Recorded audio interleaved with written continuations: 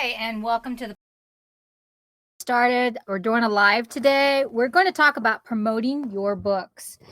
And I'm going to right now invite my guest. Hey, welcome Gladys once again. And you're connected. Awesome. Okay, can you hear me?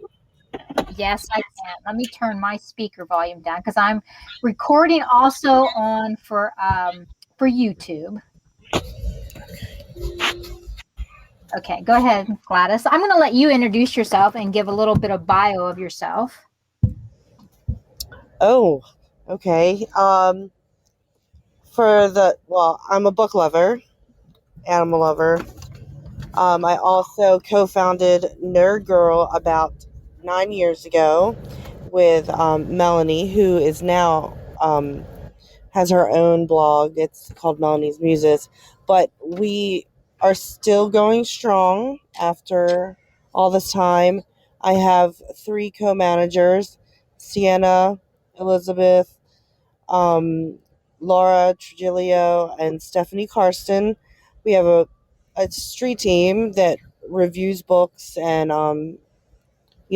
helps us with our other services. Nerd Girl has free services, and then I also have paid PA and VA services under Nerdy Book Services. Oh, cool. So elaborate why you decided to start Nerd Girl. Well, I was working for a comic book company, and I went to the Baltimore, not the Baltimore Expo, BEA Book Expo of America, Mm-hmm. and there were so many bloggers there, and it was like talking to them and figuring it out. I decided that I would start Nerd Girl, and I was talking to my friend Melanie, and we just she wasn't at the BEA with me, but she was home, so we did the blog with a web designer. He did the Twitter and the Facebook, my profile, but Melanie took over and did the fan page. So I worked on Instagram. I still have Tumblr, even though I rarely use it.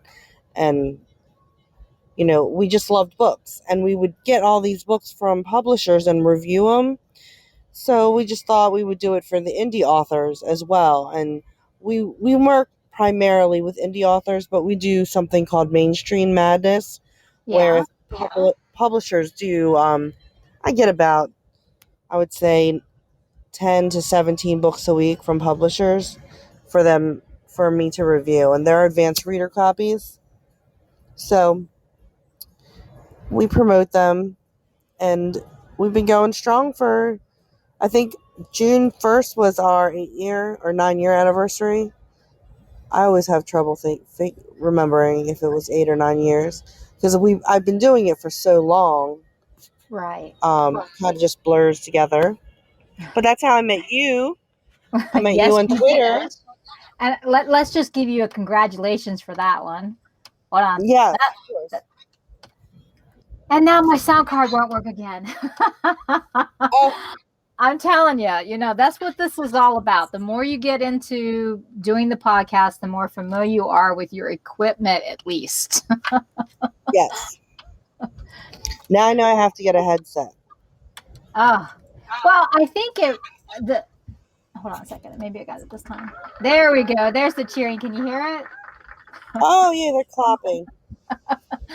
Um, so, okay, so we got how you started it. And can you also tell them a little bit about, like, when you start out and you're getting your book, what exactly does an author need to do first off if they're going to start promoting their book? Like, if they reached out to you, what should they do prior to reaching out to you? Well, with promoting their book, I primarily make sure that they have their book cover, figure out if they've already done a cover reveal, if they've already reached out to alpha reviewers, beta reviewers, ARC reviewers, because that's what we do. I do have a release package, and I ask that we do at least a minimum of 3 months prior to the release of your book, because there's so many different avenues now, to promote your book. You could do a giveaway for your readers just to announce the title. You can do a cover reveal. There's fan page hops. There, I'm not, and then there's Facebook group hops, Instagram hops, which I'm not really. I need to get more bookstagrammers. Right. But I'm trying to get into that. Um, there's also the parties. Um, I'm always having a party. There's about, I think I have 4 or 5 release parties this month. Um, we do have a group on Facebook if authors don't have a group, because we've kind of strayed away from doing events on events pages. We do events in groups. So I started the nerd party group with DC Gamble, who's also an author, but she's a cover designer. And then Laura Trujillo also does that with me. And we have a schedule. I think I have like 3 on there for that month. And then Sarah Craddock has a release, but she has a 4-day party, which is like so much fun and so many authors. And then I know there's one more I'm missing. Um, but I always like, the longer the better before your release, because we want to make sure you have graphics. We want to make sure you start your promotions, get more people into your groups, because primarily I think Facebook is group based. Right. And even though they're changing things around all the time, which is always a hassle, but you have to like grow with the social media and figure it out. Right. Exactly. I agree with that wholeheartedly. So let's say that I have my book done and I've got my cover and I come to you. What would be the first thing that you would, advise me as a new coming author to do before hiring you? Wow, that would be giving away my secrets. Okay, well, I mean, my secrets. let's put it this way. Let's say, what do I need to get organized for myself that you would need? Like, what would you need from I me? would say get the media kit ready. I do Okay. advise that you have a good blurb, because Mhm. some people have such huge blurbs. There is Stacy Rourke has her own service. She's called the Blurb Doctor. I highly recommend her. Um, I also recommend making sure you give me accurate links. Create a link tree for yourself, so I only have to share one link instead of like a jumble of a whole bunch of, Instagram, um, social media links. But you also have to make sure you have your Goodreads page done, your BookBub page done, your Amazon page done, and all of them be uniform. Because if you look, sometimes you look and they're not uniform. She'll say one thing in one spot, one thing in another, or he, because I do have 3 male authors on my roster. So, it's things that I would not expect you to have, but when I start with someone, I do a Google search Right. to make sure everything is in order. Um, I did also create a marketing spreadsheet. I haven't implemented it yet with my authors, but because some of my authors have like 40 books. Sarah Right. Craddock, I'm looking at you. Teresa Song has a lot of books. I'm looking at her too. She has tons of books. Kay Bone has tons of books. I mean, so for me to create, I have like 15 authors. So this is a 4-page spreadsheet, and then I have to put all their information in. Just because things get lost, and I had brain surgery, so I have things get lost in my head. So I had to like kind of retrain my brain Yeah. to figure out a way. So trying to implement them with each one of my authors is hard, but I'm getting there. So Well, even having 15 that you're representing, and plus you're also representing it in a way with the larger companies with mainstream authors under their name. I mean, because you're reading and you're reviewing, that's quite a bit to take on. And it so is. I applaud you on that to the extreme. And then also having to retrain your brain. I mean, that's just amazing. Um, I will say that it's been a really hard road since I started Nerd Girl. I've Mhm. had multiple surgeries and 2 heart attacks. Don't Oh, forget those. But they're not regular heart attacks. I didn't have like high cholesterol. It was some of my medicine weakened my heart and it tore. So I did want to do something like SCAD awareness, which is what I had, spontaneous coronary arterial dissection. mhm. But I have too much on my plate right now. I'll just wait. I'd say you have a lot on your plate. You really do. I mean, since I've met you, and let's see, it's been what's it been, about 10, 11 years now? Yes, I've known you before Nerd Girl, Yes. Wow, and you what? had short. Before Nerd Girl? Yeah, I was looking for books to review, and Oh, then all my reviews did disappear because uh, Amazon decided that I couldn't review anymore on my Nerd Girl official profile because I'd been lapsed for 2 years, and I tried to explain to them that I was recovering from brain surgery and I didn't review during that time, but I right. would like to review the books that I did read, and they said no. Oh, So I had to start a new one, and now all my reviews are, I'm just trying to get them back up there. But all of my reviews are on Goodreads. They are on Nerd Girl Official. Um, I'm trying to transfer them over to BookBub. That's a lot of work because I was reviewing on that platform, that Amazon platform, for about 8 years when they cut me off.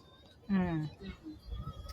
Well, since we're talking about the best places to review and get your, what would you say would be the best? Are you thinking that it is just Amazon, or do you think there's possibilities of new platforms that can be just as comparable to Amazon nowadays? Well, Amazon is good because of your rankings and the algorithms and the placement of your books once you reach a certain amount of reviews. And reviews are harder and harder to get because there's just a huge amount of books to review right now. Um, so everyone, like if I'm asking someone that I go to for a review, I say, "Hey, can you review a book?" They're like 6 or 7 books in, and I have to wait. But you were asking about platforms, so Goodreads, it's good, but they also have a lot of, they're owned by Amazon, so you Mhm. have to be careful. Um, and I think BookBubs right now is a very good platform because they recommend the book. Like if you recommend the book or review the book, emails do go out after you do with your friends. Like if your friends will see you and they'll say, I reviewed this book and I thought it was good. So So, I really do like BookBub a lot. BookBub. Hmm. Okay. Actually, I think I met someone from BookBub at one of the conventions once. Probably yours. Probably. Probably. Um, Probably. You've been to 2 of mine, which I love. yeah. And you did take that fabulous video of me pretending to twerk on a pole underneath our tent. Those parties can get just a little bit wild. So Yeah. let's backtrack here a little bit. So when we talk about reviews, and I mentioned this to you because you have tremendous clout. I mean, you have a very large following, and you'd be foolish not to hire you because you are very thorough. You have the following. So when you're coming in this and you're hiring someone like yourself, you'd want someone, you'd think, right? Because of that, you have such a following. So when you do the reviews on BookPub, I mean, does that help that whoever does reviews on those kind of platforms, the following that you have, do they look at that? Do they help push that along in those kind of venues? Yes, I think so. Because even when I do reviews for Mainstream Madness, Hmm. which is the mainstream, publishers, William Morrow, Random House, I'm drawing a blank. There's like four major ones, but and they have their subdivisions. They'll see those reviews, and it does push you up there. Huh. Well, that's very interesting. So you're better if you're going to get represented. You're better to have somebody. I mean, even okay. Well, let me before I get too far ahead. So there's good reviews and there's bad reviews. But are you on There's the there's same? there's always a good review. I always say that a negative review, like people get really upset about negative reviews, but I look for negative reviews when I'm looking for a book See, because I want to see why this person said that it was a horrible book. Like they'll say, "Oh, this is a horrible book," and the girl annoyed me. Well, you know what? Sometimes the girl is going to annoy you because it's part of her story arc, and you need that to finish her story arc. So it's not necessarily like, oh, like this is crap. Like one reviewer I know gave bad reviews, and she says I didn't like it because there was too much sex, but it tells you on the blurb that there's sex in the book. So why would you read it? yeah. So I mean, not saying that I like sex, but I read the book. Well, I like sex in my book. I'll be honest. I'll just put that right out We know. there. But actually, you read my mind on that because that's exactly where I was going. My thinking was that there really isn't a bad review. Sometimes negative reviews are just as powerful as a positive review. And Negativity. I mean, everybody has an opinion, and any publicity is good publicity. exactly. My And husband said that. I don't take credit for that. He just whispered it in my ear. that's all right. That's all right. Thank you very much, Eric, for the input. So, Yeah. so let's see. Okay, when you talk about promoting, do you think there's more power behind a particular genre when you're promoting? Uh, well, I have a spreadsheet. I love spreadsheets. It Yes, comes from my days as a budget analyst. So I have a spreadsheet. It's sorted like you can do share groups on Facebook.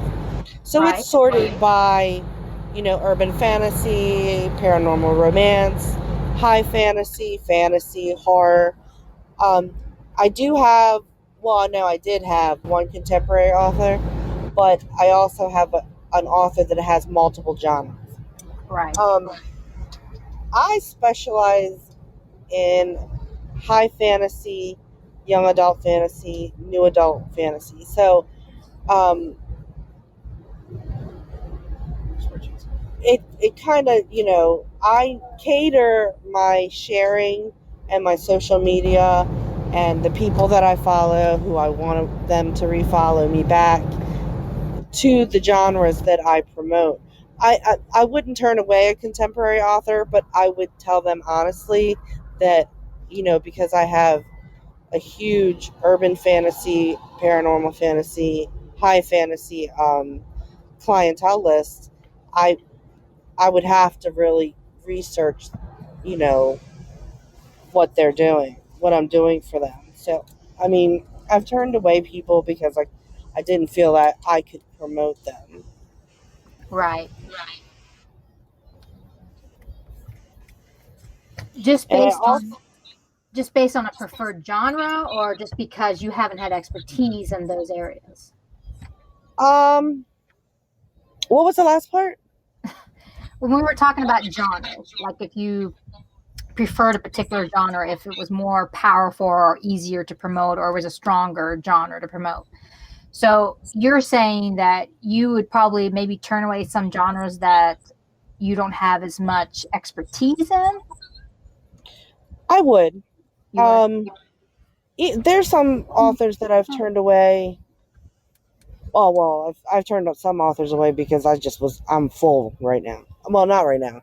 I do have space for two more authors, but um, it all also depends on the level of what they need. Like, if it was a contemporary anthology, I Hmm. would take it because there's structure to what they need. Like, they need book club recommendations, they need uh, newsletter swaps, they need um, promotion in certain groups. So it's more scheduled for them.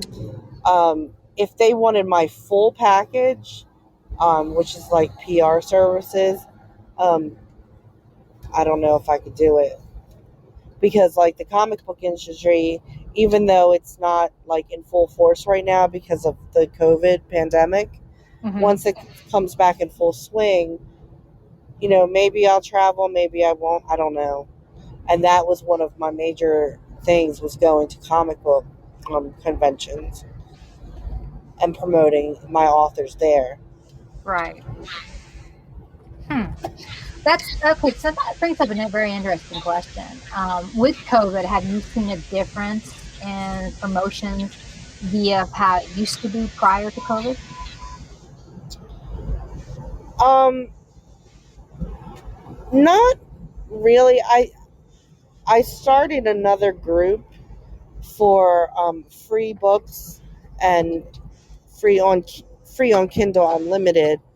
It's a promo group, and it was designed because we were on lockdown, and people needed an outlet, and reading is an outlet. So we did start that group, and that's still going strong. I think people promote there. I saw a decline in time spent because people were homeschooling their kids. Right. So that a lot of my reviewers dropped off because, they had to school their kids and they just didn't have time to read. As far as sales, I don't know because I keep buying ebooks like crazy, even though I get free ones. I feel And you on that. I mean, I splurged by getting Kindle Unlimited. I did have Audibles, but now I couldn't afford both, so I had to pick one or the other. And I really like Kindle Unlimited, so See, it helps because you're home. I mean, I was home anyway, but on lockdown, being working from home during lockdown is totally different from working from home regularly because you get to go out, you get to see people. But lockdown, it can drive someone nuts. oh, yeah, I fully am aware of that. Yeah. Yeah, yeah. I have my own madness, wrapped up around me. When you talk about the Kindle, see, now personally, I love Audible. I love to be able to listen to the book while I'm doing dinner or doing whatever else I'm doing. I So, do too, but it you was just not an option for me at the time. Well, I mean, right now too. But there are groups that you can get free audibles and audiobooks and review them, and okay, so let me ask you. We've got about, I've tried to do this about 20, about 30 minutes, but I counted it because we've tried this before. So the vlog actually shows that we're in 24 minutes. However, I have 2 minutes on the timer because we tried this a little bit sooner. But and I don't want to take it all the way away from your time. So let me ask you a question for the last couple minutes here. Um, what would you recommend to someone starting out as a new author? What would be your biggest pointers that you could tell them to help themselves before they reach out to hire you? Make sure you have your media kit ready. I mean, your media kit, but social media, your web presence, um, all of that comes into play. Definitely don't be political. Um, but I say that, I mean, some people are very political, but some people, aren't. And a lot of people, dropped off because of their political standings. Um, but I totally recommend making sure their media presence and their web presence, which is kind of one and the same, um, is accurate. And like, if your name, like, I have Nerd Girl, the Nerd Girl official on Instagram, and it's Nerd Girl on Facebook, and it's nerd underscore nerd underscore ng. And the reason why is because those names were taken. But if you can try to make all your social media um, the same thing, like I'm writing, so I'm trying to do all Atwell on my Mhm. social media for my author pages. Um, it's a little hard because some of them won't accept it.